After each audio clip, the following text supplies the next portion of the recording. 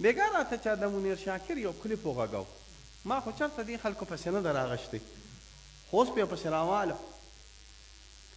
د منیر شاکر د مونچ والي سرکار د ده کلیپ راته چا وښود،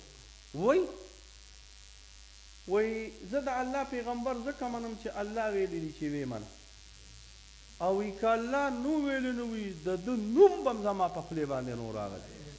خدای خو داسې انداز کوي. تاسو چېرته چا اورېدلی دی؟ وایي که د الله که الله نو ویلي نو د الله د پیغمبر نوم به هم زما په خولې نو راغلی، ما به منلیم نو. خدای دې تباه برباد که دا غټه خوله دې لکه د مینډک ته څه وایي په د چینده غوندې خوله دې نیولې ده، چینده خولیا.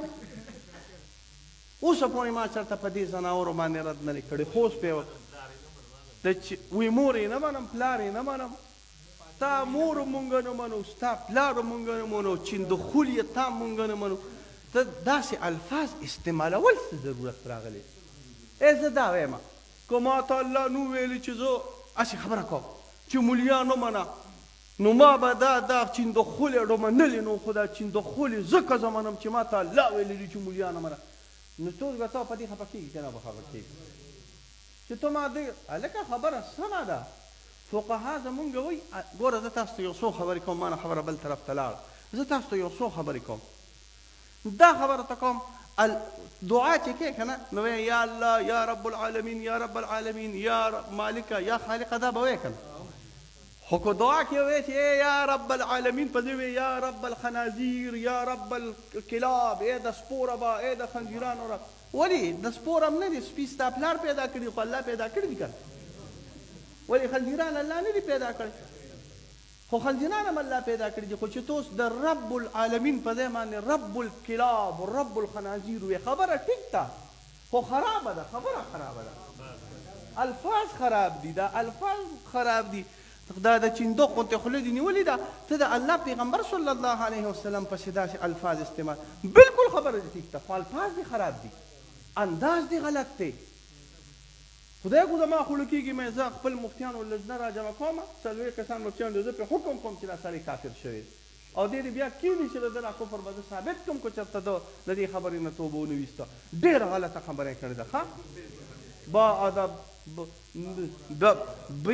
با خدا دیوانه باشد با محمد خوشیار. د الله سره چې څه کې مونږ دا نه یو چې کې بیا ستا پلار یې رانه نشو کولی، خو د الله ستا خپل کار راغلی دی چې ته څه کې کوه، خو با محمد خوشیار. علما وایي که الله ته دې بد استعمال کړو نو بیا مسلمان پاتې کېږي، په معنا د دې سره چې توبه دې قبلوي الله، او چې رسول الله صلی الله علیه وسلم ته دې بد الفاظ استعمال کړو نو سړی کافر کېږي او داسې کافر شي چې بیا مسلمانېږي هم نه. ګورې دا یاد سات، نو خدای دې تباه کړه ته داسې خبرې کې او داسې انداز کې داسې انداز، دا ستا د خولې دا حرکت، دا د ستا د خولې دا انداز، دا الفاظ، دا هیئت، دا ما سبقه ما سیقه ما سبقه اخوا دیخوا، دا انداز ستا ډېر غلط دی. احتمال دی چې دا سړی کافر شوي، الله دې ته مونږ په امان کې وساتي. خبره مې بهرحال تاسو ته دا کوله چې په بدعتیانو کې دا سړی بیا بدعت دا منیر شاکر تباه برباد کې چېرته په بم کې والوځي چې دا ملک او مخلوق ته خلاص شي. د کلینټن بچی دی، یا الله تعالی رحم وکړي، کرم وکړي، مغفرت هم نصیب کړي، تکلیف و مصیبت هم په امان کې وساتي. د دې داسې مولیانو د دې خرابې خولې هم په امان کې وساتي، د دې داسې مولیانو د دې بې ادبه خولې هم په امان کې وساتي. الله دې ورته هدایت نصیب کړي، کو هدایت یې نصیب کړي نو توره بوره کې دې الله غر کړي.